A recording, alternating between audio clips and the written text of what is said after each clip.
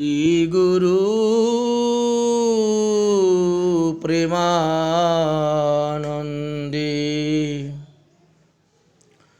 निताय गौर सीतनाथ हरि हरि बोल। गुरुवे गौरचन्द्राय राधिकायै तदालये कृष्णाय कृष्णभक्ताय तद्भक्ताय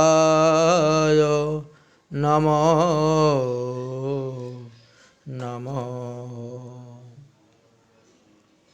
शुद्धि कृष्ण भक्तबिंदगण, आज हईते 5248 বৎসর पूर्वे भगवान कृष्णचंद्र रूपे अवतीर्ण হয়েছিলেন। তাই শ্রী শ্রী জন্মাষ্টমী তিথিতে শ্রীকৃষ্ণের महिमार कथा किछु आमरा आस्वादन करब।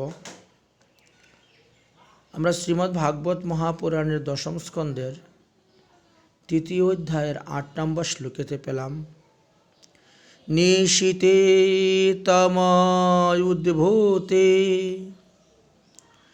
जायमाने जनार्दने देवकां देवरूपिणां विष्णुं सर्वगुहाशय आविरासीति यथा प्रत्यं दृसिन्धुरिव पुष्कलः। श्रीमंत महाप्रभुर अनुकंपाय आज के सोमवार श्री श्री श्रीकृष्णेर जन्माष्टमी एवं श्री श्री नंदोत्सव मंगलवारे पड़ेছে। तद उपलक्षे आमादेर এই भागवतीय सभार अनुष्ठान करा হয়েছে। এই উপলক্ষে আজকে আমাদের আলোচনার বিষয় স্বয়ং ভগবান শ্রীকৃষ্ণের আবির্ভাব রহস্য এবং শ্রীনন্দ ও যশোদার বাৎসল্য প্রেমের মাহাত্ম্য বা বৈশিষ্ট্য। স্বয়ং ভগবান শ্রীকৃষ্ণের আবির্ভাব লীলা সাক্ষাৎ অবতারীর অবতার বলে জানতে হবে। एक अति दुर्जय रहस्यमय, सकलेई এই রহস্যের বোধগম্য হয় না। অনেকের ধারণা যে বৈকুণ্ঠের শ্রীমৎ নারায়ণই হয়েছেন অবতারী স্বয়ং ভগবান এবং এই বিশ্বে যাহারা অবতীর্ণ হন তাহারা হচ্ছেন সব শ্রীমান নারায়ণেরই অংশ। কেউ বা কলা, কেউ বা কলার কলা এইভাবে মনে করে থাকেন। অর্থাৎ তাদের ধারণা যাহারা এই বিশ্বে অবতীর্ণ হন তাহারা কেউই স্বয়ং ভগবান নন বা তারা অবতারী নন। এইভাবেই অনেকের মুখেই ব্যাখ্যা করতে শুনেছি, কিন্তু তারা জানে না যে अवतार शब्देर आसले की व्याख्या की अर्थ। महाजनगण लिखेছেন ओ प्रपंचक प्रपंचे अवतारणम अवतारः। এই प्रपंचेर अतीत जे नित्यधाम সেই নিত্যধাম থেকে যে ভগবত পুরুষ এই মর্ত্যলোকে নেমে আসেন তিনি হচ্ছেন অবতার। অবতরী ইতি অবতার। সুতরাং এই অবতারের সঙ্গে অংশ কলা স্বয়ং ভগবানের কোনো প্রকার সম্বন্ধ বা সম্পর্ক নেই। বিশেষ করে যে সকল ভগবত স্বরূপ কোনোদিনও অবতীর্ণ হন না, যেমন নারায়ণ চতুর্বাহু রূপে জগতে তার কোনো লীলা নেই, সেই সকল স্বরূপে থেকে যে সকল স্বরূপ বিশ্বে অবতীর্ণ হন তাহাদের সমধিক কারুণ্য এবং মহিমার প্রকাশ পায়। প্রশ্ন হতে পারে, কেন আসেন তারা পৃথিবীতে? তদুত্তরে বললেন, ভক্ত বাৎসল্য এবং করুণার আকর্ষণে তারা এই বিশ্বে অবতীর্ণ হয়ে আসেন। বৈকুণ্ঠের উপরে যে সাক্ষাৎ গোলক বৃন্দাবন ধাম আছে, এই বিষয়ে অনেকের ধারণা নেই। সেই বৃন্দাবনে যে স্বয়ং ভগবান ব্রজেন্দ্র নন্দন বিরাজ করতেছেন, তিনি জীব জগতের উপরে করুণা করে এই বিশ্ব জগতে নেমে আসেন। জীব হৃদয়ের পাপ তাপ কলুষ কামনা বাসনা চিত্তকে শুদ্ধ করে লীলা নাম রস আস্বাদন করান।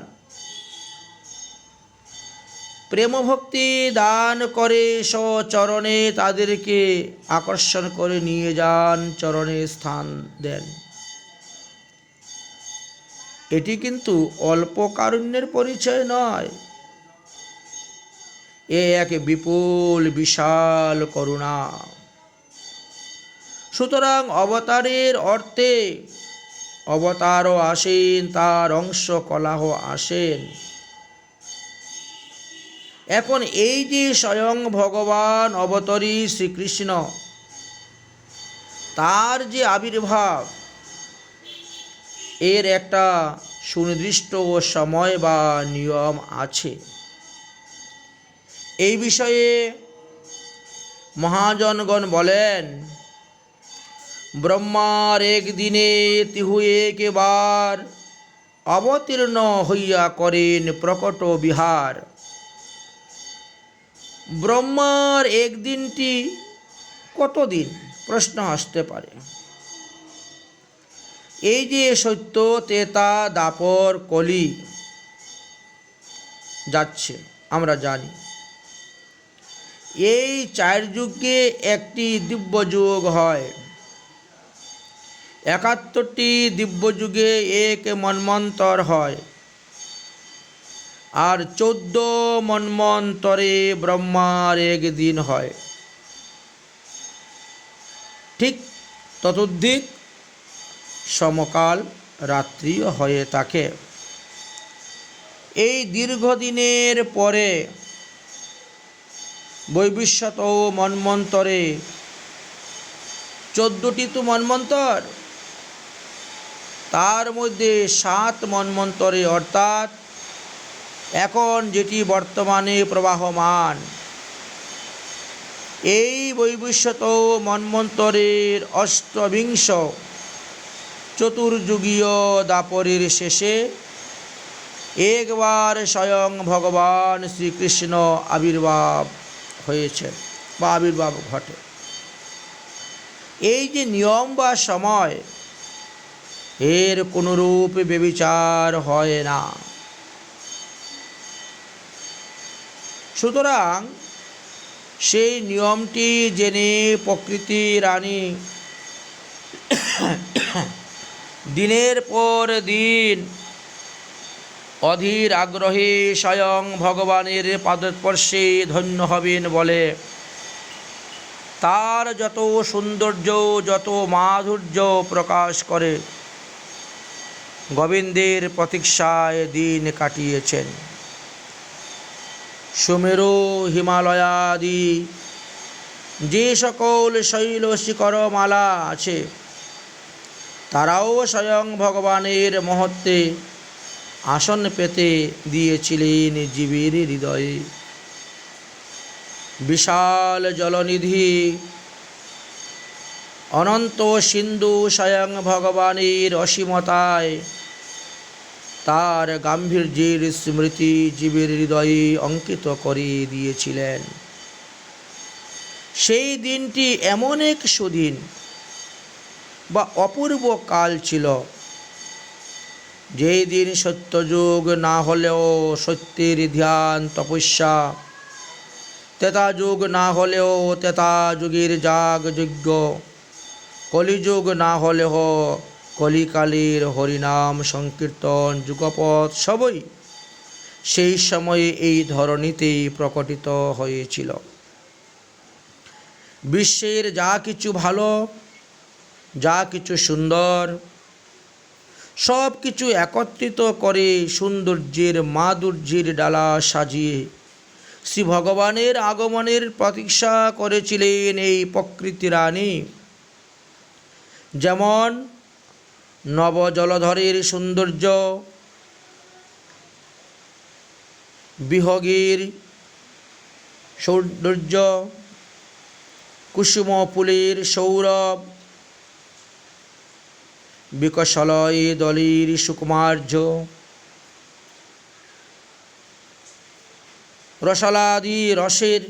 রসালাদি ফলের সৌরভ্য,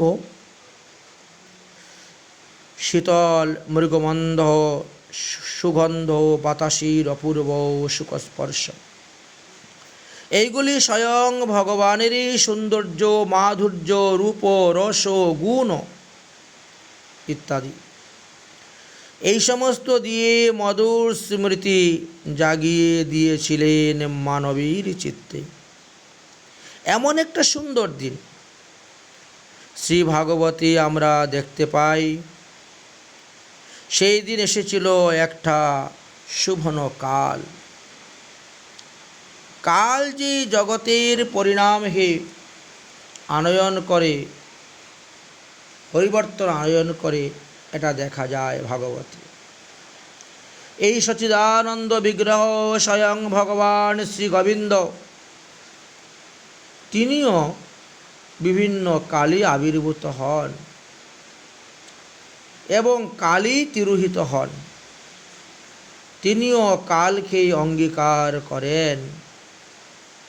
এই জন্য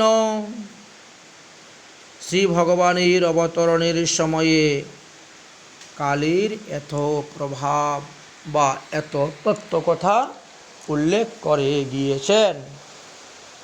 এখন প্রশ্ন হতে পারে যে কাল কাহাকে বলে?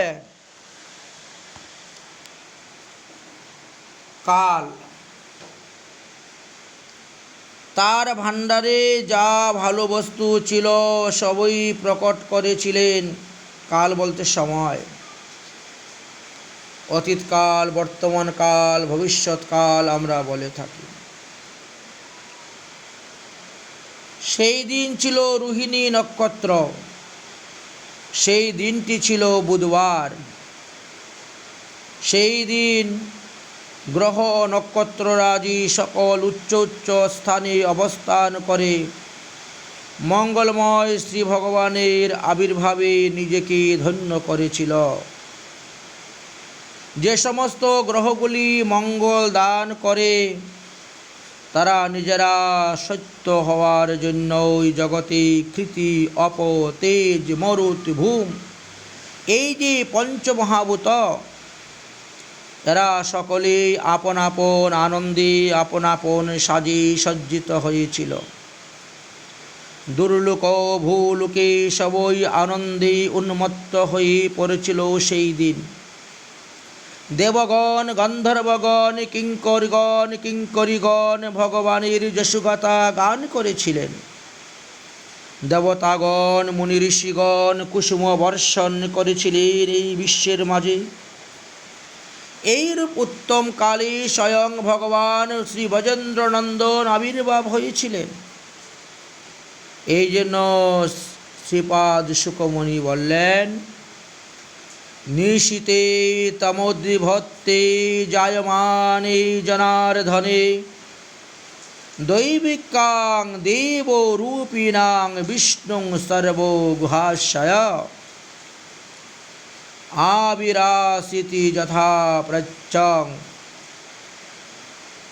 দৃশিন্দুরিব পুষ্কলা। নিশীতে তম উদ্ভূতে ভাদ্র কৃষ্ণাষ্টমী মধ্যরাত্রি বিশাল অন্ধকার জাত হয়েছিল। সেই সময়ে শ্রী জনার্দন তিনি দেবকী রূপিণী দেবীর গর্ভে এসে আবির্ভূত হয়েছিলেন। যেমন পূর্ব দিকে চন্দ্র উদয় হয়, তেমনি এই যে দেবরূপিণী দেবকী শব্দটি ভাগবতে দিয়েছেন শ্রীপাদ শুকমুনি, তিনি জানেন যে ব্রজলীলা অতিশয় রহস্যময়। আসলে তিনি যেন দেবকী নন্দন,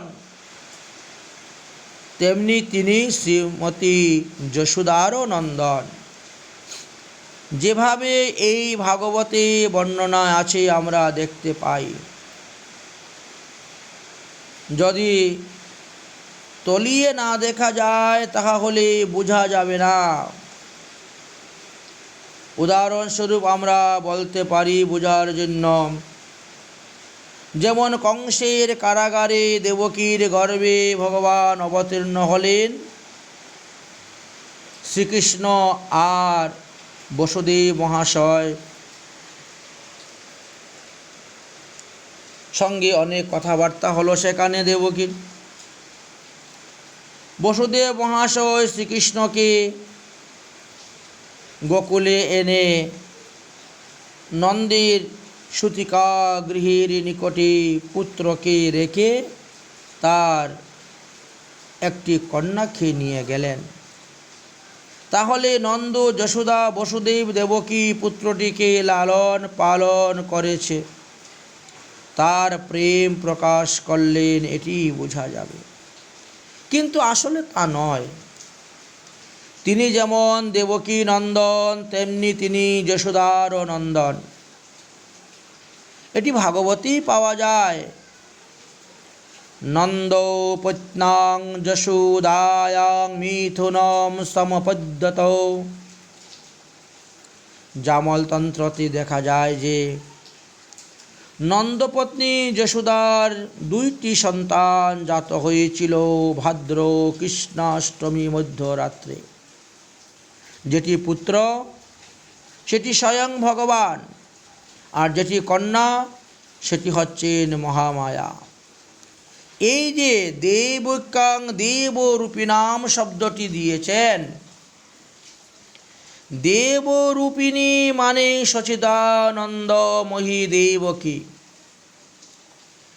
এই দেবকী বলতে বসুদেবের পত্নী এবং দেবকী বলতে নন্দপত্নী যশোদা উভয়কেই বোঝানো হয়েছে। কারণ যশোদার 2টি নাম হরিবংশ গ্রন্থেতে পাওয়া যায়। দে নাম্নী নন্দ ভার্যায়া যশোদা দেবকৃতি চ নন্দ ভার্যায়া 2 নাম।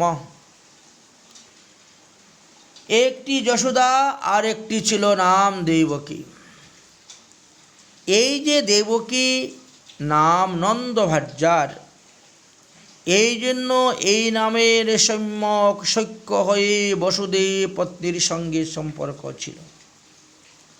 এই জন্য শ্রীপাদ শুকমুনি যখন বর্ণন করতে গেলেন আবির্ভাব লীলা, তখন তিনি নিগুড় ব্রজলীলা তিনি বললেন। তিনি এমনভাবে বললেন যে যুধিষ্ঠির পরীক্ষিত মহারাজ বুঝতেই পারলেন না। যেমন দেহলির কাছে যদি একটি প্রদীপ রাখা যায়, তাহলে দেখা যাবে ভিতর এবং বাহিরের দুই দিকই আলোকিত হয়। তেমনি একটি শব্দের দ্বারা দেবরূপিণী দেবকীর গর্ভে স্বয়ং ভগবান আবির্ভূত হলেন। শ্রীকৃষ্ণ এদিকে হলেন যশোদানন্দন, আবার অপরদিকে হলেন দেবকীর নন্দন। তাই এখানে বললেন নিশীতে তমোদ্রি উদ্ভূতে জায়মানা জনার্দনে দেবকাং দেবরূপিণাং বিষ্ণুং সর্বগুহাশয়া। সেই ভাদ্র জন্মাষ্টমীর মধ্যরাত্রি যখন বিপুল অন্ধকার জাত হল, তখন জনার্দন অর্থাৎ জগজনের বিরহ তাপহারী শ্রীকৃষ্ণ পূর্ণতম রূপে শ্রীমতী যশোদার গর্ভে জন্মগ্রহণ করলেন, অর্থাৎ অপর নাম দেবকী জন্মগ্রহণ করলেন।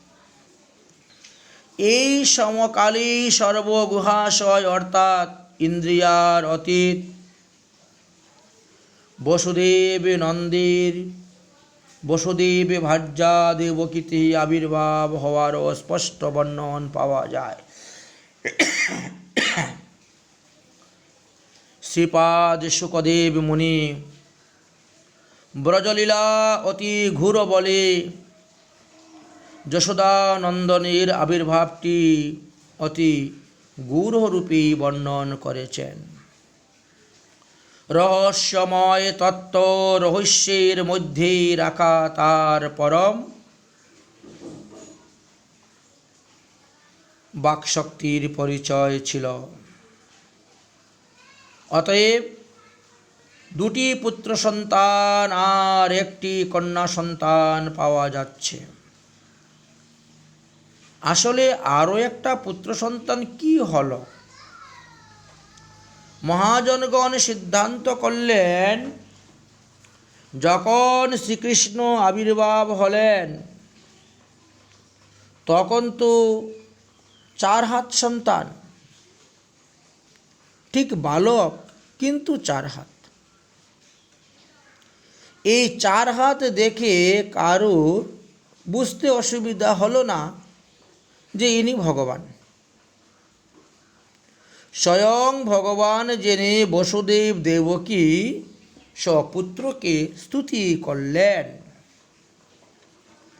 তারপর শ্রীকৃষ্ণ নিজেই বললেন যে তুমি আমাকে নন্দালয়ে নিয়ে রাখো এবং সেই স্থানে যে কন্যা আবির্ভূত হইয়াছেন তাকে নিয়ে এসো। কথা মতো বসুদেব গেলেন, তাই করলেন। সেই কন্যাটিকে কৃষ্ণকে নিয়ে গেলেন সেখানে। তো সেখানে যে মায়াদেবী আবির্ভূত হলেন, সেখানে মায়াদেবী কি করলেন? তিনি তিনার মায়া রচনা করলেন। সেখানেও স্বয়ং ভগবান আবির্ভূত হয়ে আছেন। সেই স্থানটির আড়াল করে দিয়েছেন যুগমায়া, যাতে বসুদেব দেখতে পায় না। বসুদেব মহাশয় দেখলেন যে যশোদার সূতিকা গৃহে যশোদার পাশে মাত্র একটি কন্যাই শয়ন করতেছে, কিন্তু ওখানে যে শ্রীকৃষ্ণ আবির্ভাব হয়েছেন, একটি পুত্র সন্তান এখানে আছে, সেটা তিনি দেখতে পেলেন না। তিনি দেখলেন ওই জায়গাটা খালি রয়েছে। ঠিক ওই জায়গাতেই বসুদেব তিনার নিজের ছেলেটাকে কোলের থেকে নামালেন। নামাতে নামাতে ক্ষণেকের মধ্যে কি হলো? ঘনে সৌধামিনী যথা বা ক্ষণে সৌধামিনী যথা। যেমন সৌধামিনী বা বিদ্যুৎ মেঘের মধ্যে লীন হয়ে যান, তেমনি বসুদেব নন্দন স্বয়ং ভগবান পূর্ণতম শ্রীকৃষ্ণ অর্থাৎ নন্দনন্দনেতে মিশে গেলেন। বসুদেব কন্যাটিকে নিয়ে চলে এলেন। সেই কন্যাটিকে কংস যখন শিলার উপরে আছাড় মারবার নির্ধারণ করে প্রস্তুত হলেন, অন্যান্য দেবকী সন্তানকে যেভাবে শিলাতে আছাড় মেরেছিল সেইভাবে, তখন ওই কন্যাটি কংসের হাত থেকে পিছকে গেলেন, আকাশ মার্গে গিয়ে উপস্থিত হলেন এবং নানা স্থানে দিব্য রূপে তিনি পূজিত হচ্ছেন। এদিকে প্রাতকালে যশোদা মাতা এবং নন্দ মহারাজ দেখলেন এক অপূর্ব সন্তান জাত হয়েছে। শুকমুনি এই স্থানে বললেন যে নন্দ আত্মজ উৎপন্নে যতদ্লাদু মহামনা আহুয় বিপ্রাণ বেদজ্ঞানং স্নাত সুচির অলঙ্কৃতম। ভাগবত দশম স্কন্ধের পঞ্চম অধ্যায়ের 1 নম্বর শ্লোকেই পাওয়া গেল। এটা তো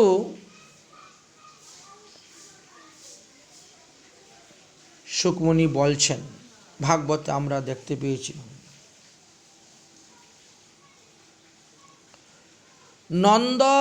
নন্দস্তু আত্মজ উৎপন্নে, এই কথা কি জন্য বললেন?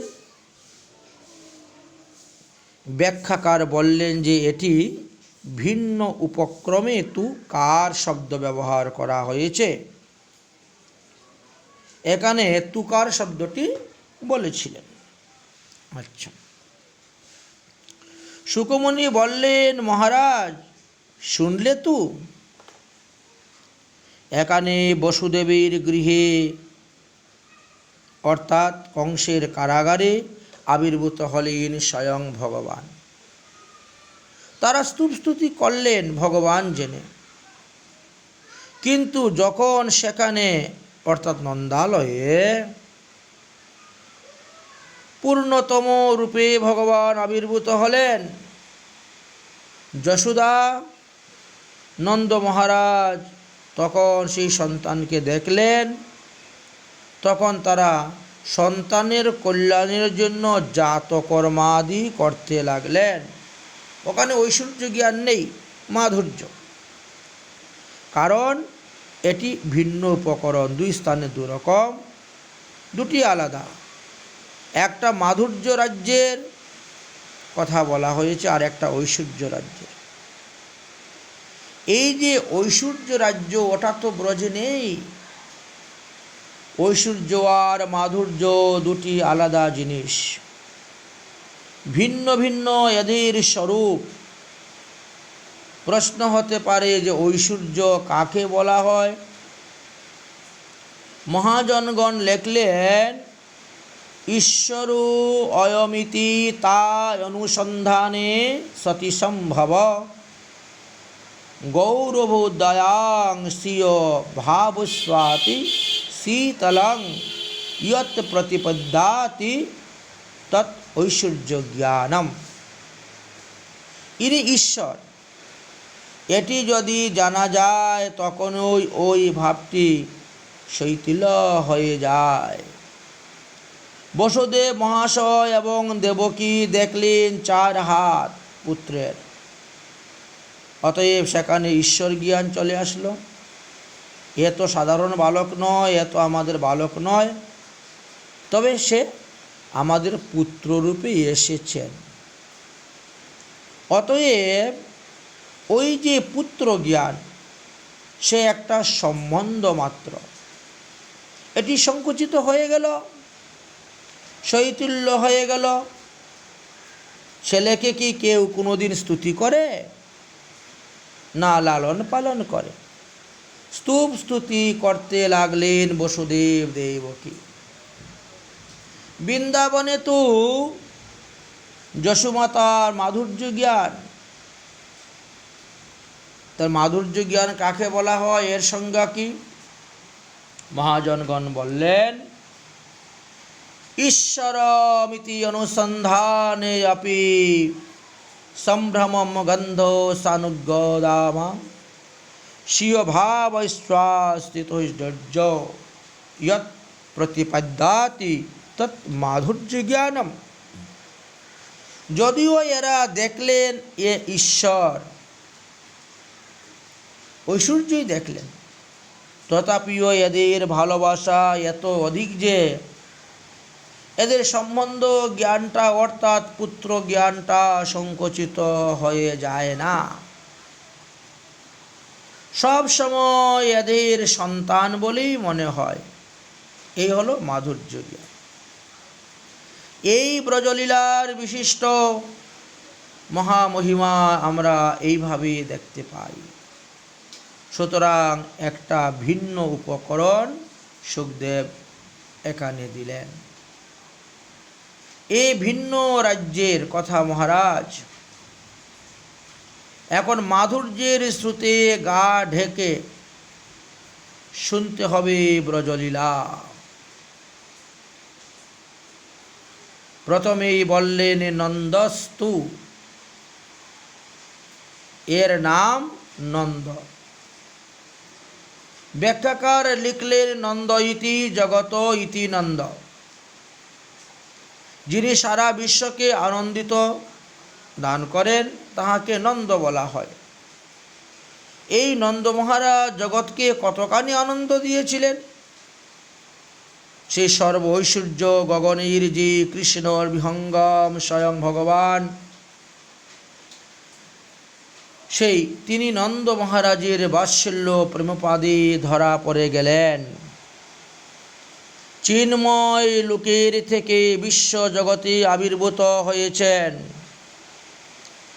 এই মধুর ব্রজলীলা রস বিশ্বকে পান করিয়ে ধন্য করবেন বলে ধন্য নন্দ যশোমতী এদের বাৎসল্য পাদে ধরা পড়েছেন ভগবান। এই প্রেম যদি না থাকে তাহলে তিনি এইভাবে লীলা করতে পারবেন না। এই জন্যই মহাজনগণ লিখেছেন, কৃষ্ণের একটা উক্তি আছে, ঐশ্বর্য জ্ঞানেতে সব জগৎ মিশ্রিত, ঐশ্বর্য শৈথিল্য প্রেমে নাহি মোর প্রীত। ভগবানকে যেখানে সবাই ভগবান বলি জানে সেখানে প্রেমটি শীতল হয়। প্রেম কি চায়? প্রেম চায় নিজের মতন করে তাকে ভালোবাসতে, তাকে বুকে জড়িয়ে ধরে রাখতে, তাকে স্তব স্তুতি করে দূরে রাখব। এটি কি প্রেম চায়? কখনো না। ভালোবাসা চায়, যাকে ভালোবাসবো তার মধ্যে এবং আমার মধ্যে কোনো ব্যবধান থাকবে না।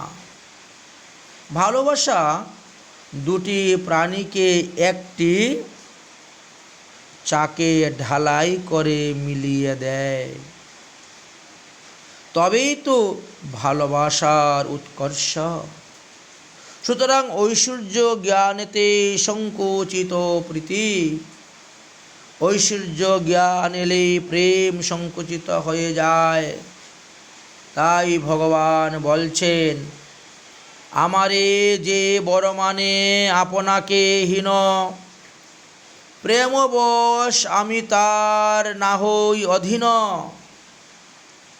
যিনি নিজেকে মনে করে আমি তার দীনহীন দাস, আর ভগবান কত বড় বলেন, সেখানে তার প্রেমেতে আমি অধীন হয়ে যাই না।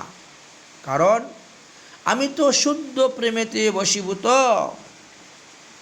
আমাকে তো যে যে ভক্ত ভজে যেইভাবে, তারে সেই সেইভাবে ভজি এ মোর স্বভাবে। ভগবানের এটাই স্বভাব আছে। প্রেম যেভাবে প্রেমিকের ভিতরে ভগবানকে পেতে চায়, সেই প্রেমেই ভগবানের হৃদয়ে সেই রূপ আকর্ষণ জাগিয়ে দেয়। তাই আমরা দেখতে পাই ভগবান বললেন, মাতা মোরে পুত্র জ্ঞানে করেন বন্ধন, অতিহীন জ্ঞানে করেন লালন পালন, সকা শুদ্ধ শৈক্য করে স্কন্দে আরোহণ। তুমি কোন বড় লোক তুমি আমি সম, প্রিয়া যদি মান করি করে হে বৎসন। বেদস্তুতি হইতে হরে সেই মোর মন, এই শুদ্ধ ভক্তি লইয়া করিমু অবতার। করিব বিবিধ বিধি অদ্ভুত বিহার, বৈকুণ্ঠাদি নাহি যে যে লীলার প্রচার। সেই সেই লীলা করিব যাতে মোর চমৎকার। ব্রজের নির্মল রাগ শুনি ভক্তগণ, রাগ মার্গে ভজে যেন ছাড়ি ধর্ম কর্ম। শ্রী ভগবান যে অবতীর্ণ হলেন নন্দ যশোদার বাৎসল্য প্রেমের আকর্ষণে, এবং সেই সময়েই শ্রীকৃষ্ণ ভগবান যে সমগ্র জীবকে প্রেম দিয়ে ধন্য করবেন তা নয়, অনন্তকাল ধরে সেই ব্রজের লীলা, সেই ভাব এই বিশ্বে থেকে গেছে। এই লীলা যারা শ্রবণ করেন তাদের হৃদয়ে এই ব্রজভাবের প্রতি আকর্ষণ জাগবে, লোভ জাগবে, এবং তারাও এই ব্রজ মাধুর্য আস্বাদন করে ধন্য হতে পারবেন। সুতরাং এই বস্তু যিনি অনন্তকালের জন্য দান করে গেছেন তার নাম হল নন্দ। নন্দ ইতি জগত ইতি নন্দ।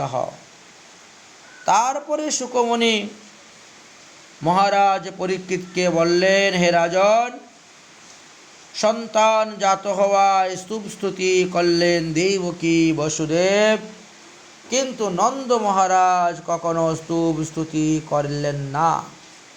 তিনি দেখলেন যে সন্তান জন্মেছে। এখানে শুকমুনি কি বললেন? আত্মজ এবং উৎপন্নেন।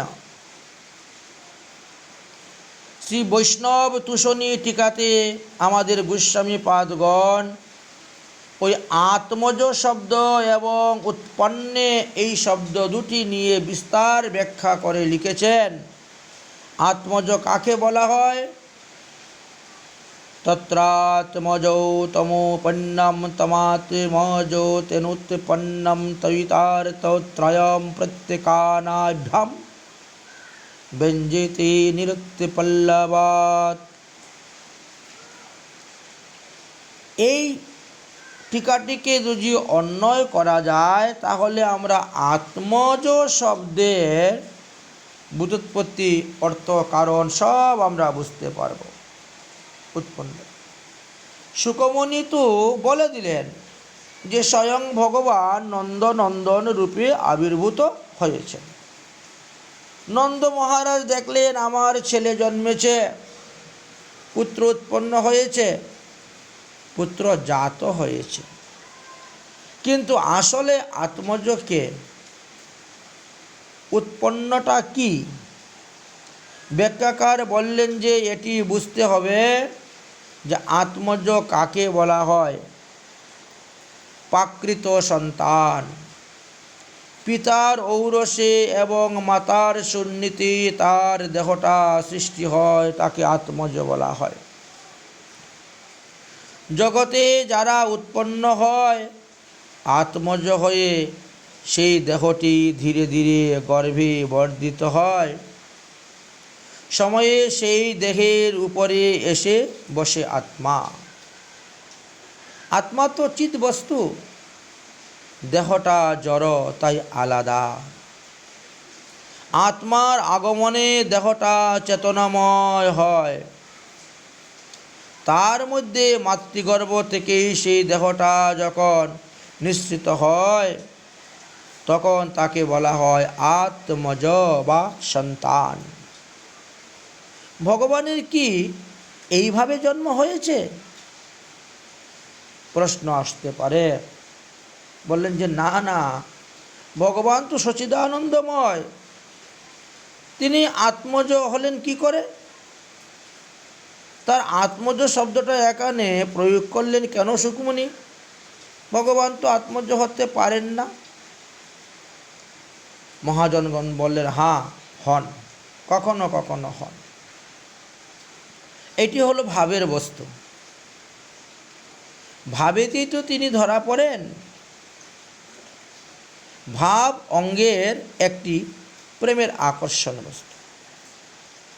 সচিদানন্দ বিগ্রহ তিনি ঠিকই আছেন, আবার আত্মা বা দেহ কোনো পার্থক্য নেই ভগবানের। দেহ দেহি বিবুধ দয়ম নৈশ্বরীরং বিদতে কশ্চিৎ। ভগবানের দেহ এবং আত্মা এইরূপ কোনো ভেদ নাই। যেটি দেহ সেটি তিনি সচিদাময় আত্মা এবং আত্মাই দেহ, এবং তিনি হলেন নিত্য কিশোর। তাহলে এই ছোট সন্তানটি হলেন কি করে? আর এখানে আত্মজয়ী বা বলা হলো কেন? বললেন ভগবানের একটি স্বভাব আছে। যদিও তিনি সর্বময় সর্বব্যাপী আত্মারাম আপ্তকাম পূর্ণতম তত্ত্ব, তথাপিও এই লাদিনী শক্তির বৃত্তি যে প্রেম, সেই প্রেম ভগবানের হৃদয়ে কামনা জাগাইতে সক্ষম হন। ভক্তের হৃদয়ে প্রেম ভগবানের চিত্তকে অনুরূপ কামনা জাগায়। যদি কোনো ভক্ত বাৎসল্যভাবে ভগবানকে লাভ করার জন্য নিশিদিন সেইভাবেই ভালোবাসতে থাকেন, সমস্ত ঐশ্বর্য ভুলে গিয়ে, তখন তার প্রেমটি ভগবানের হৃদয়েও পুত্ররূপে অবতীর্ণ হয়ে তার বাৎসল্য রস আস্বাদন করার জন্য কামনা জাগিয়ে দেয়। এটাই তো প্রেমের শক্তি, এটাই তো প্রেমের স্বভাব। এই যে নন্দ যশোদা ইতি, এরা তার নিত্য পিতামাতা, এদের তিনি সন্তানই আছেন। এই বিশ্ব জগতে এসে তারা সেইভাবেই কৃষ্ণকে ভালোবেসেছেন এবং কৃষ্ণ আবির্ভূত হয়েছে তাদের সন্তান রূপে। সচিদানন্দ বিগ্রহ নিত্য কিশোর রূপটি ধর্মী আর একটি ধর্ম। বাৎসল্য আবেশে কইলেন কৌমার সফল, পরিণামের মতো দেখা যাচ্ছে। আস্তে আস্তে বড় হচ্ছেন, কিন্তু তা নয়। এই নিত্য কিশোর রূপটি এই ধর্মগুলিকে গ্রহণ করেছেন, কারণ কি সব হয়ে আবির্ভূত হলে মাতা পিতার বাৎসল্য রস আস্বাদন করা যাবে না। তিনি মায়ের স্তন দুগ্ধ পান করবেন কি রূপে? মা ছাড়া আর কিছু জানবেন না। মায়ের কোলে খেলা করবেন, মা লালন পালন করবেন। অতএব সেই সন্তানকে তো ছোট হতেই হবে। এই হচ্ছে তার আত্মজ হওয়ার মূল রহস্য। আর উৎপন্ন হলেন কি করে? কত চতুরানহ মরি মরি যাওত ন তুয়া আদি অবসান। তিনি আবার জাত হলেন কি করে? যদি সন্তান রূপে জাত না হন, সাক্ষাৎ এসে আবির্ভূত হন, তাহলে মাতার নিজ গর্ভজাত যে বাৎসল্য প্রেম, যে ভালোবাসা, সেটি আসতে পারে না। অতএব মায়ের যখন ইচ্ছা হলো তুমি আমার সন্তান হবে, গর্ভে থেকে জাত হবে, তখন মাতৃপ্রেম বাৎসল্য রস তার হৃদয়ে সেই আকাঙ্ক্ষা জাগালো এবং সাক্ষাৎ সচিদানন্দ বিগ্রহ হয়েও তিনি সেই অনুকরণ করে নেন যে ঠিক জন্মেছেন বা জন্মাচ্ছেন। এটি তার কামনা, এটা তার স্বাদ। এই জন্যই সন্তান রূপে জাত হওয়া। তাই আমাদের শ্রী গীতাতে ভগবান বললেন, আমার এই জন্মকর্মের তত্ত্ব যারা জানেন তাদের আর জন্মকর্ম থাকে না। জন্ম কর্ম সকলই তো দিব্য। যে ব্যক্তি সেই তত্ত্ব জানেন তিনি ত্যক্ত্বা দেহং পুনর্জন্ম নৈতি মামেতি সহর্জুর বললেন, যারা আমার জন্ম কর্মের তত্ত্ব জানেন তাদের আর জন্মগ্রহণ করতে হয় না। এই স্থানে শ্রীপাদ রামানুজ তিনার ভাষ্যতে তিনি লিখলেন ভগবানের উক্তিতে, মদীয় দিব্য জন্ম চেষ্টি যথার্থ জ্ঞানং বিশ্বস্তং সমস্তং মতে সমাশ্রয়ণ বিরোধিনাপন্না अस्मिन् জন্মানি মমাশ্রিত মদেকো প্রিয় মামিভ্যো প্রাপ্নোতি।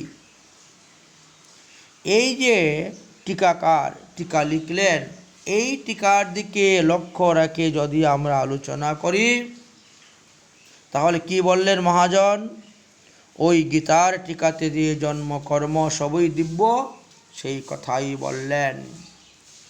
ভগবান বলছেন, আমার জন্ম যদি প্রকৃত মর্ম প্রকৃত তত্ত্ব কেউ জানেন এবং আমার যে কর্ম সেই কর্মের তত্ত্ব যদি কেউ জানেন তাহলে বিদস্তু মাং সমাশ্রয়নম অখিলম আত্মা, তাহলে আমার চরণে আশ্রয় গ্রহণের বিরোধী সেই সকল অনর্থ আছে সেই সকল অনর্থ সরে যাবে এবং তিনি আমার একান্ত প্রিয় হবেন। আর অস্মিনিভ্য জন্মানি মামিভ্য প্রাপ্নোতি, এই জন্মই আমাকে তিনি পাবেন, আর দ্বিতীয় জন্মের অপেক্ষা থাকবে না। কেন থাকবে না?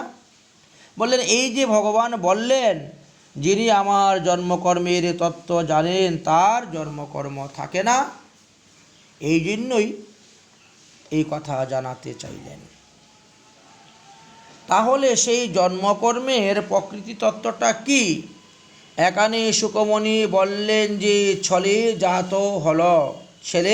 জাত হলো।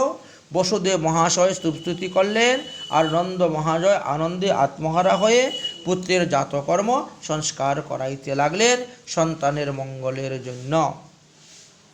কিন্তু কথা তো এত সহজ নয়।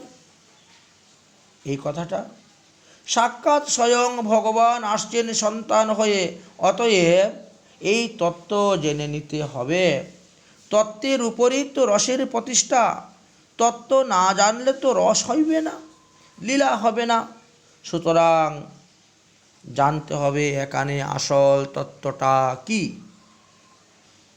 এই তত্ত্বটি শ্রীমদ্ ভাগবতে বর্ণন করে গেছেন, যেখানে গজেন্দ্র ভগবানের স্তূপ করেছিলেন সেখানে একটি শ্লোক দেওয়া ছিল, ন বিদ্যতে তস্য চ জন্ম কর্ম বা ন নাম রূপ গুণাদুষ এব বা তথাপি লোকাপয়ম সম্ভবায়ম যৎ স্বমাময়া তানুন্হ কালো মৃচ্ছতি। ন বিদ্যতে তস্য জন্ম, ভগবানের জন্ম থাকে না, তিনি অজন্মা, অনাদির আদি গোবিন্দ সর্বকারণ্য কারণম, অতএব তার জন্ম হবে কি করে? ন বিদ্যতে তস্য জন্ম। জন্ম কাকে বলা যায়? ব্যাখ্যাকার বললেন যে শ্রী ভগবানের প্রথম লীলাকেই জন্ম বলা হয়েছে। ভগবানের জন্ম হয় না, তথাপিও তিনি মাতার গর্ভে জন্মগ্রহণ করলেন। শুকমণি বললেন, আত্মজ, তাহলে জানতে হবে যে জন্মটি এত সাধারণ জীবের মতো নয়, এটি হচ্ছে দিব্যম অপ্রাকৃতম অলৌকিকম। এই জন্মটি হচ্ছে অলৌকিক, কারণ অজন্মা হয়েও জন্মেছেন, এ একটি রহস্যময় ব্যাপার।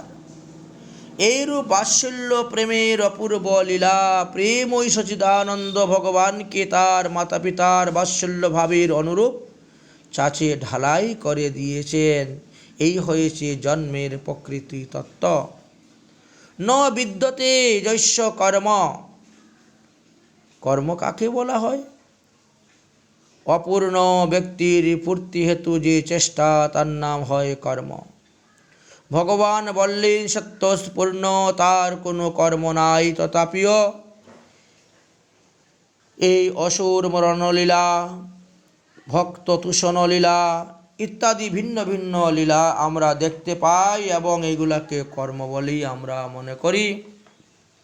তাহলে বুঝতে হবে যে এই যে কর্মগুলি ভগবান অবতীর্ণ হয়ে করতেছেন, এইগুলো প্রাকৃত জগতের অপূর্ণের কর্মের মতন কোনো কর্ম নয়, এইগুলিকে লীলা বলা হয়। ভগবানের চেষ্টা দুই প্রকার, একটি হচ্ছে কর্ম আর একটি হচ্ছে লীলা। তিনি হচ্ছেন বৃন্দাবনী লীলা পুরুষোত্তম। সুতরাং এই লীলা এমনই চিন্ময় লীলা যে এটি শ্রবণ কীর্তনের দ্বারা জীবের সংসার বন্ধন নাশ হয়ে যায়। তারা ভগবানের চরণে প্রেম ভক্তি লাভ করে সেবা পেয়ে ধন্য হয়ে থাকে। এটাই হচ্ছে তার কর্মের রহস্য। তাই ন বিদ্যতে যস্য চ জন্ম কর্ম বা নাম রূপম গুণাদোষৈব বা। তাহার নাম নেই, ন নাম। কারণ নাম কাকে বলা হয়? ব্যাখ্যাকার বললেন মনোগ্রাহস্য বস্তুনং ব্যবহারার্থং কেনাপি সংকেতিং শব্দ নামেতি। আমাদের মনে কোনো বস্তুকে গ্রহণ করবে, এই জন্য সেই বস্তুটির দিকে তাকিয়ে তাকে একটা সাংকেতিক চিহ্ন দেওয়া হয়, বর্ণ বিশেষ আছে, তাকে নাম বলা হয়। যেমন মানুষ, পশু, বৃক্ষ, লতা, আগুন, জল ইত্যাদি। এটি উচ্চারণ করলে সেই বস্তুটি মনে গ্রহণ করা হয়ে থাকে। আবার যত ব্যক্তিবিশেষ প্রত্যেকের ভিন্ন ভিন্ন নাম আছে, সেইগুলো উচ্চারণ করলে সেই লোকটিকে জানা যাবে বা চেনা যাবে। এটি হচ্ছে নাম। সেই নাম বললেন মনোগ্রহা বস্তুকে ব্যবহার আনার জন্য যে সাংকেতিক চিহ্ন, তাকে নাম বলা হয়েছে। উনি তো মনের গ্রাহ্য হই নন, উনি তো ভগবান। মনের সহিত বাণী যাকে ধরতে না পারেন ফিরে আসে। তাই শ্রুতি বললেন তাহলে মনের গ্রাহ্যই যখন নন, তাহলে নাম নেই, তবে পারে না। কিন্তু তথাপিও কৃষ্ণ, গোবিন্দ ইত্যাদি নামগুলি নিত্যকাল বিরাজ করতেছেন। অতএব সাধারণ মানুষের মতন এই নাম নয়, স্বয়ং ভগবান, আর তার নামে কোনো ভেদ নেই। নাম এবং নামই অভিন্ন। সাক্ষাৎ নামের থেকেও এই নামের শক্তি এবং মহিমা এবং আকর্ষণ অতি অধিক। কারণ নমইতি ইতি নাম। এই নাম কীর্তনের দ্বারাই মানুষের মনকে আকর্ষণ করেন ভগবান, ভক্তের হৃদয়কে টেনে নিয়ে আসে নাম। নামের এত শক্তি। সুতরাং প্রকৃত নাম না হলেও এই ভক্ত হেতু, প্রেমের হেতু নিত্যকালী তার এই নাম রয়েছে। ন বিদ্যতে যস্য রূপং। রূপ কাকে বলে? বলেন চোখে গ্রহণ করা যায় যে সৌন্দর্য, তাকে রূপ বলা হয়। কিন্তু ভগবানকে তো চোখে দেখা যায় না। ন পশ্যতি চক্ষুষা রূপস্য, শ্রুতি বললেন। এই রূপকে কখনো চক্ষুর দ্বারা গ্রহণ করা যায় না। ভগবান স্বপ্রকাশ। তিনি স্বয়ং কৃপা করে যখন নয়নের সম্মুখে এসে তার মূর্তি দেখান, তখনই জীব তাকে দেখতে পায়। তা না হলে নয়নের দ্বারা জীব নিজের চেষ্টাতে কখনো তাকে দেখতে পায় না। সুতরাং একানেহ প্রেমের কার্য। এই জন্যই তার বিবিধ অনন্ত সৌন্দর্য মাধুর্য রূপ কথা বর্ণন করেছেন। তারপরে বললে ন গুণ দোষ বা। তাহার গুণ নেই, তাহার দোষ নেই। কর্মের উৎকর্ষ বিষয়কে গুণ বলা হয়। বললেন তার কর্ম নেই তো উৎকর্ষ আসবে কি রূপে? তথাপিও ভক্তবৎসল্য, কারুণ্য ইত্যাদি গুণ তিনার মধ্যে আছে।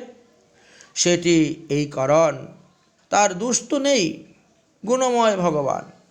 ভগবানের অনেক দোষ আছে আমরা দেখতে পাই। বলেন 18টা যে মহাদোষের কথা শাস্ত্রে বলা হয়েছে, তার মধ্যে 16টোই বৃন্দাবনের গোবিন্দের মধ্যে দেখা যায়। মোহ, তণ্ডা, ভ্রম, বিস্ময়, বিশ্ববিভ্রম, পরাপেক্ষা, লোলুপতা, মদ, মাৎসর্য, খেদ, হিংসা, পরিশ্রম, অসত্য, ক্রোধ, আকাঙ্ক্ষা, আশঙ্কা, এই দোষগুলি তো আছে, আমরা দেখতে পেয়েছি। আসলে এই দোষের স্বরূপ নিরূপণ যদি করা যায় তাহলে বোঝা যাবে যে 18টি দোষের মধ্যে কোনো দোষই শ্রী গোবিন্দের মধ্যে নেই। ভক্তের আনন্দ বর্ধনের জন্য, ভক্তদেরকে পোষণের জন্য এবং লীলা বিনয় সাদা সিদ্ধির জন্য শ্রীকৃষ্ণ এই দোষ বা গুণগুলো সর্বভূত গুণবিশেষ, এই দোষগুলোও গুণ বলে জানতে হবে, কারণ সবই তো সচ্চিদানন্দময়। এইগুলো না হলে বৃন্দাবন লীলা সিদ্ধি হবে না। অনন্ত লীলা তো ভগবানের আছে, যদি বৃন্দাবন লীলা না থাকে তো ক্ষতি কি, প্রশ্ন হতে পারে।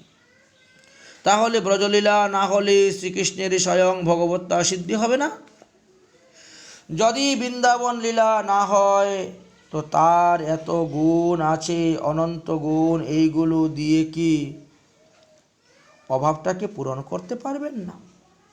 বলেন ভগবানের অন্যান্য গুণের ভক্তিতে রুচি হয় না, এইগুলো না থাকলে ব্রজলীলা সিদ্ধি হবে না। এই জন্যই বললেন যারা এইগুলো সতত জানেন তাদের আর জন্ম কর্ম বন্ধন থাকে না। সুখদেবজি বললেন, হে মহারাজ, নন্দ আৎপন্ন উৎপন্নে যতুল্লাদ মহামনা, তিনি হচ্ছেন মহামনা নন্দ মহারাজ। কেন তিনি মহামনা?